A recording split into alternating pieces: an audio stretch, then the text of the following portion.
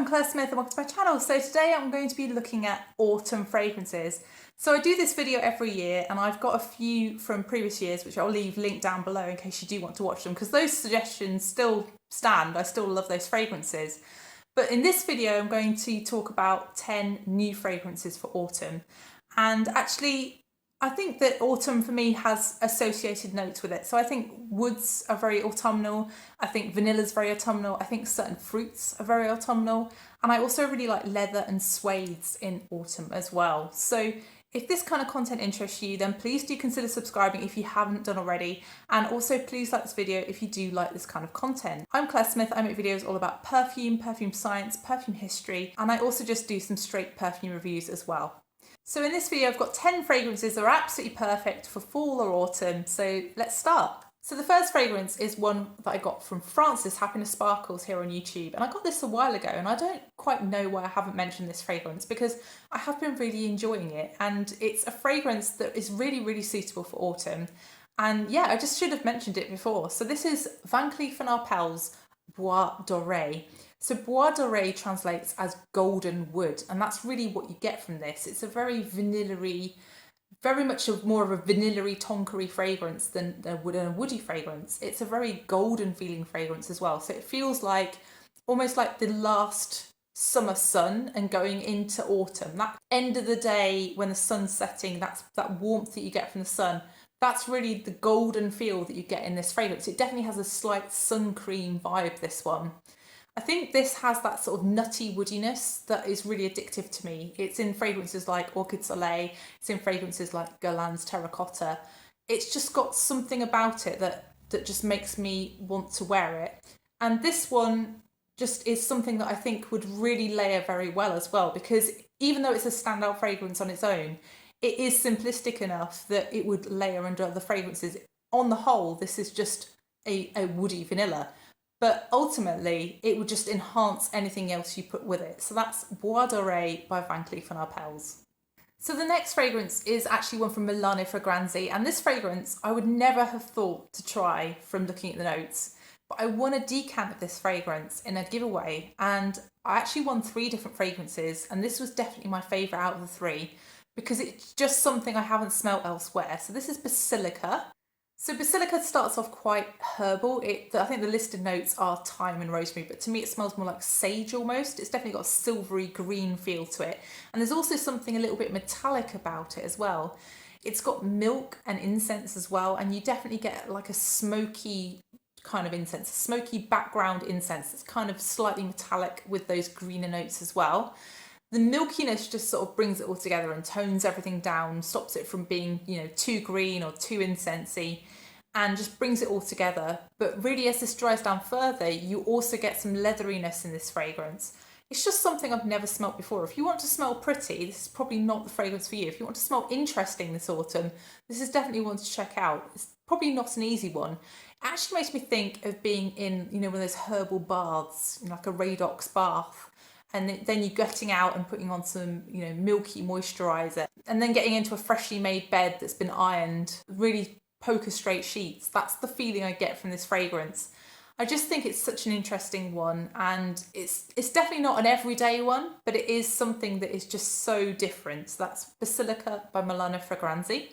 So the next fragrance is one from Christian Dior, and this is Ambre Nuit. So this fragrance really makes me think of a clean man, a really groomed, very well presented, very well dressed, but also like casual and approachable man. It just has this sort of huggy, enveloping feel, this protective feel to me. And the thing that I think is so striking about this as well is that it just has this sort of really soft, but very warm spiciness at the beginning. It's something that's between ginger and cinnamon. I can never really work out exactly what it is. It's really neither of those, but it's something just warm and spiced, very gentle.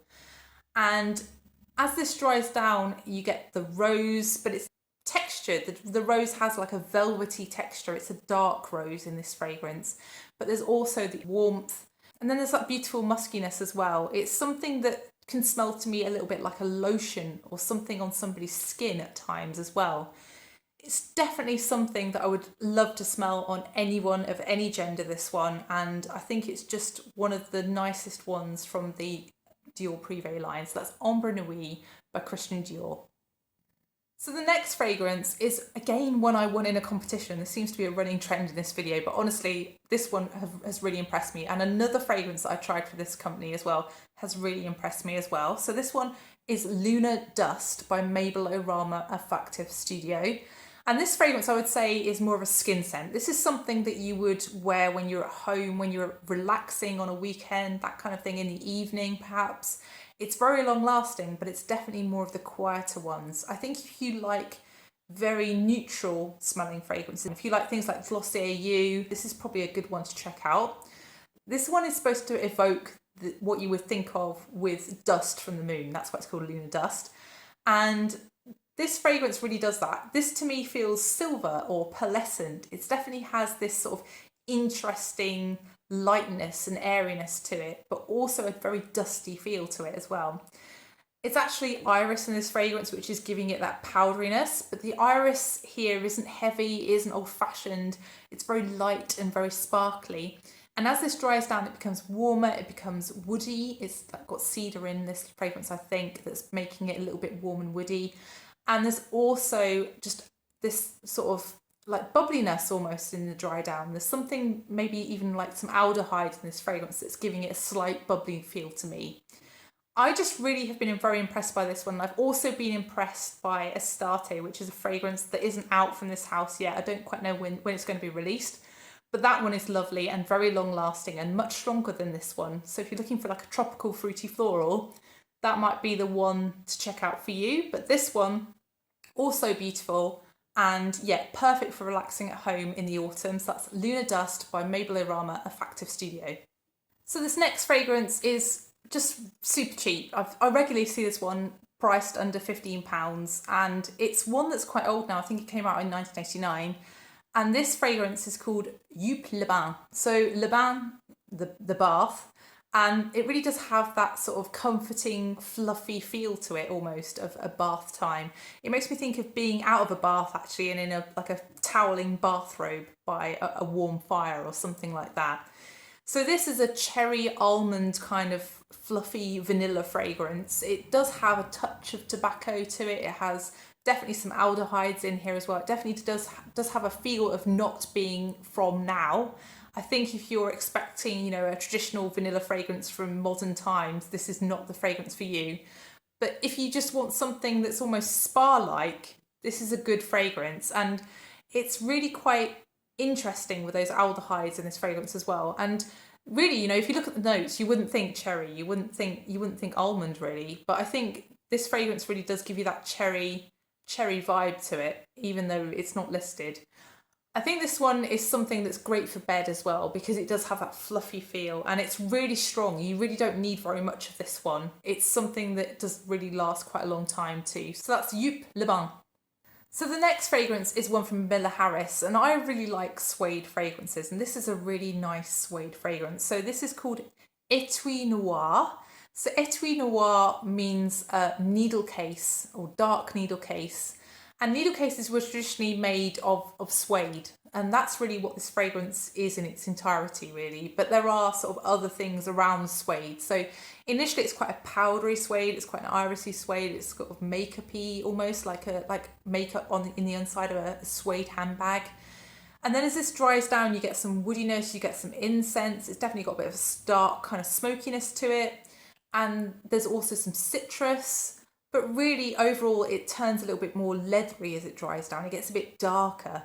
And I think that just really adds a lot of interest to this one. I think this is something that I underestimate as well, how strong it is. You don't need many sprays of this one because it is really quite a strong and very long-lasting fragrance. So yeah, if you really like suede in fragrances and you want to try something new, then try Etui Noir by Miller Harris. So the next fragrance is one that I remember trying in store and being completely obsessed with, and then going to buy it and it just disappearing. And I guess that was when Bottega Veneta discontinued all their fragrances, but you can still get this one very easily online. So this is Bottega Veneta by Bottega Veneta, the EDP version. And this one is quite possibly, in fact, quite probably the best suede fragrance I've ever smelt. It's a really soft, very powdery suede. It's just very elegant. It makes me think of a very put together woman, you know, strutting around Italy. I think this is meant to actually elicit the feeling of being in an Italian kind of manor house with a very elaborate library shelved room, and the windows being open, and being able to smell the flowers and the greenness from the outside, the countryside from outside. I don't personally get that. I just get sort of like a very powdery suede, a very kind of makeup-y suede on top of what I think of as something like rose. I don't think rose is listed, but honestly, in the dry down, after I've had this fragrance on for a long time, it smells like a powdery rose suede fragrance. I think there's a lot of oak moss in this fragrance as well, and for some people that's a complete turn off, that's a complete no-no. But for me, I just really like that aspect of this fragrance, and I just think that this is probably one of the best designer fragrances I've ever smelt. It's so different, so distinctive, and I think if you like fragrances maybe like Dior, you may like this one. So that's Bottega Veneta by Bottega Veneta.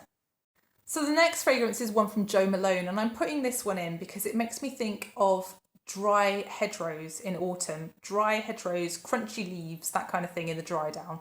So this one is Pomegranate Noir, and this opens with just a ton of cloves. I find cloves sometimes quite troublesome in fragrances, and I must say for the first couple of minutes of this one, I struggle.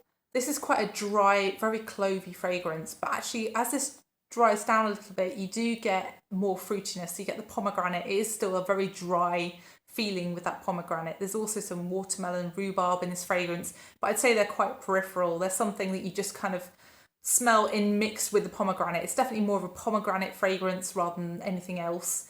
And I also think that as this dries down further, you then get more of the woodiness. It's definitely more of a woody fragrance in the dry down than it is fruity or clovey, but the cloves do stay. So if you have a big problem with cloves, this may not be the fragrance for you. But yeah, just elicits that feeling of being near a hedgerow, and that's why I feel like this one is totally appropriate for autumn. So that's Jo Malone Pomegranate Noir. So next I'm on to some fun fruity fragrances for autumn, and this one is probably the most fun fragrance in my collection. This one is Lovefest Burning Cherry 48 by Kayali. So this fragrance is all about a cherry, a kind of maraschino cherry, a cocktail cherry, a very sweet cherry. But it also has that sort of burning aspect to it, so that sort of smoky woodiness that you get with Palo Santo. There's also other fruits in this fragrance, but really it's the cherry that really shines through. And I just find this one incredibly fun and flirty, and it's just a really easy wear, this one. It's something that you just want to respray and respray because you just love that cherry note so much. But this one really layers really beautifully with Invite Only and also with Vanilla 28. So if you did want to make it last a bit longer, if you wanted to give it more oomph, you could definitely layer this one with those two. So that's Lovefest Burning Cherry 48 by Kayali. So the final fragrance in this video is actually an oldie but a goodie, and this one is Armani C. So Armani C has been reformulated, I think, and I do have an entire video explaining the differences between the new formulation and the old formulation. This is the old formulation. But yeah, it definitely has changed, and there's no doubt about that. But this older version is a very syrupy blackcurrant fragrance, and it's definitely got a little bit of a greenness to it almost as well with that blackcurrant. It's got a bit of a fermented feel too, and it's something that really does have a very strong vanilla. The vanilla is very prominent along with the rose and also the patchouli. If you don't like patchouli, this is not the fragrance for you. I think this one is just very long lasting. It's just a very good everyday kind of fragrance. I think this one is maybe fading in popularity a bit with the flankers of this line, but really now that C Fiori has gone, I think the original is definitely my favourite of this line, and it's one that I will be reaching for this autumn. It's not really a fragrance that I really want to wear in spring or the summer. It's just not that kind of fragrance. It's too rich, this one. I definitely think this is an autumn into winter fragrance, this one. So that's Armani C. So that's the final fragrance in this video. I hope you've enjoyed it. If you have enjoyed it, then please press the like button, and please also consider subscribing if you haven't done already. And please let me know which fragrances will you be reaching for this autumn, and also what do you think of the fragrances in this video? Have you tried any of these? What do you think? So thank you so much for watching, and I'll see you in the next one. Bye.